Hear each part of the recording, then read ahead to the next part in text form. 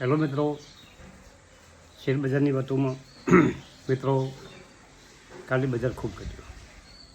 કોઈ પણ કંપની અમે જુઓ તો 5%, 10%, 2% સતત ઘટાડો હતો. હવે પહેલાં આજની થોડીક વાત કરી લઈએ.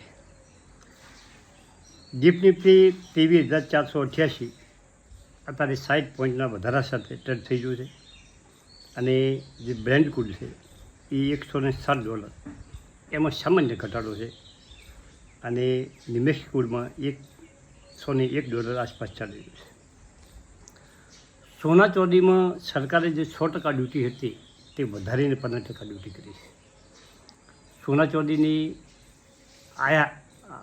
જે આપણે વધારે બહારથી મંગાવવા છે, જે આયાત કરવા છે, એમાં ઘટાડો થાય તેના માટે ડ્યુટી વધારી છે.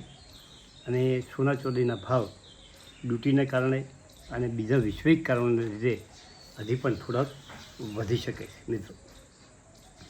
હવે કાલે બજારમાં જે ઘટાડો હતો એની વાત કਰਾਂ તો સેન્સેક્સ 74,559, 1,456 એટલે કે 2% આસપાસ ઘટાડો હતો. નિફ્ટી 23,379 ઉપર બંધ રહ્યો. 417 પોઈન્ટનો 88 ઘટાડો, 1.83%. મિડ કેપ 59,704, 1,553, 2.5%નો ઘટાડો. મિડ કેપ અને સ્મોલ કેપના શેરો કાલે ખૂબ ઘટતા હતા મિત્રો. અને આપણે જે લોઇડ સ્ટીલની વાત કરી હતી એમાં કાલે શરૂઆતના તબક્કામાં દમદાર વધારો હતો મિત્રો.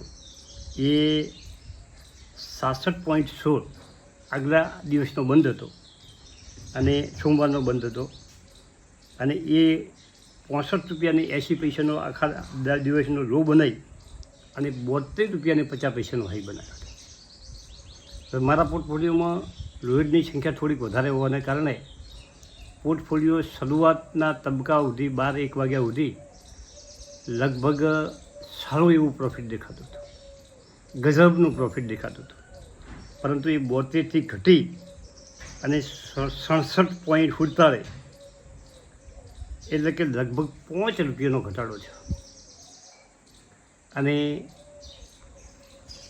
બજાર બંધ થતાં જે પ્રોફિટ દેખાતું હતું એ ઘટીને નેગેટિવ દેખાવા મળ્યું એક જ કંપનીમાં. જનરલ આખા પોર્ટફોલિયોની નથી વાત કરતો, આ કંપનીમાં જે દિવસનું દેખાતું હતું એનાથી થોડુંક ઓછું થયું મિત્રો. પણ આજે કંપનીમાં સારું એવું પ્રોફિટ તો છે જ, પણ એક દિવસની આ ચેન્જની વાત કરું છું. હવે કાલે એમાં 5 કરોડનું લોઇડ એન્જિનિયરિંગમાં 5 કરોડનું વોલ્યુમ થયું છે. અને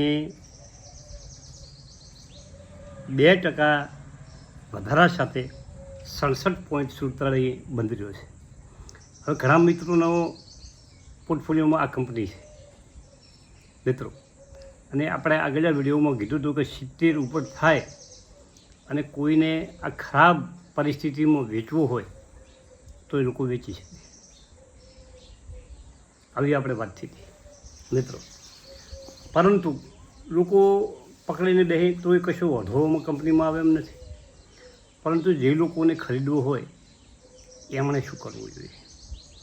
એમને 65 આસપાસ આવે એટલે થોડી ક્વોન્ટિટી 60 સુધી ભેગી કરવી મિત્રો. અને હવે નવા હાઈ પ્રમાણે જો બજારમાં સુધારો થશે તો એમાં ₹75નો ટાર્ગેટ દેખાઈ દેશે. ગ્લોબલ સંકેતો સારા હશે તો, પણ હદીઓનાથી જો ખરાબ થશે તો 60 થશે. સૌની સાથે ગમે એવો સારો શેર હોય પણ બજારની પરિસ્થિતિ સાથે એ ઘટે છે.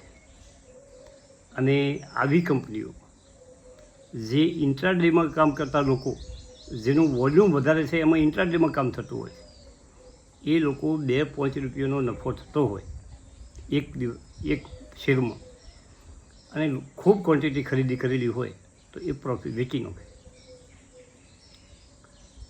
મિત્રો. એટલે આ બધું ખ્યાલ રાખી અને કંપનીમાં તમારે ચાલવાનું છે. હવે બીજી એક મહત્ત્વની વાત કરવી છે કે જમીન રોકાણ કરવા માટે જે આ 3 વસ્તુ છે આજની તારીખમાં, એ 3ની પરિસ્થિતિ કેવી છે હું તમને વાત કરું કે જમીન ચૂપચાપ પૈસા બનાવી આપે. તમે જમીનમાં ઇન્વેસ્ટ કરો તો એ ચૂપચાપ કોઈને ખબર ન પડી રીતે તમને પૈસા બનાવી આપે.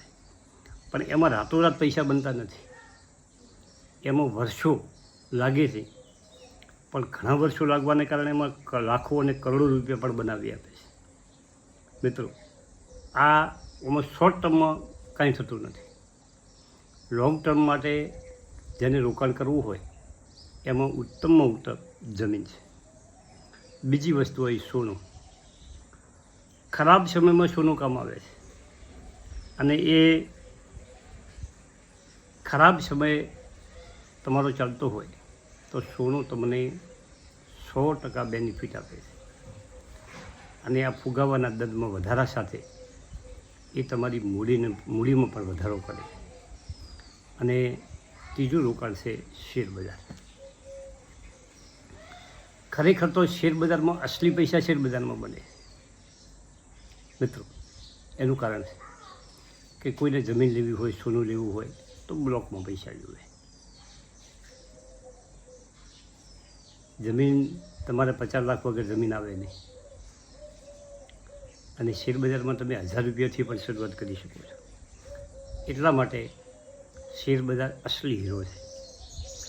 દુનિયાના જે મોટા પૈસા બનાવ્યા છે લોકોએ, એ શેરબજારમાંથી બનાવ્યા છે મિત્રો. અને જે દુનિયાના મોટા અમીરો બન્યા છે એ શેરબજારમાંથી બન્યા છે. શેરબજારમાં તમે યોગ્ય સમયે જો સારો સ્ટોક પકડાઈ જાય તમારા હાથમાં તો તમારા પૈસા 100% બનાવી આપે. મિત્રો, તમે ઘણી કંપનીનું રિસર્ચ કરતા હો તો તમને એમ લાગે કે 7 વર્ષ પહેલાં આ કંપની 25 રૂપિયા પર ચાલતી હતી અને આજે 3000 રૂપિયા ભાવ છે. 7 વર્ષ પહેલાં મેં આ શેર લઈ લીધો હોય તો આવું તમે એનો ચાર્જ જોતો તો મને લાગે. અને હકીકતમાં જો એ તમે 25 રૂપિયા પકડાઈ ગયો હોય શેર તમારે, અને કોઈ કારણોસર તમે એને ન વેચ્યો હોય તો તમને એનો 3000 રૂપિયા ભાવ મળી શકે. મિત્રો, આ શેરબજારની તાકાત છે. તમારે સ્ટોક પકડતા શીખી જવું જોઈએ.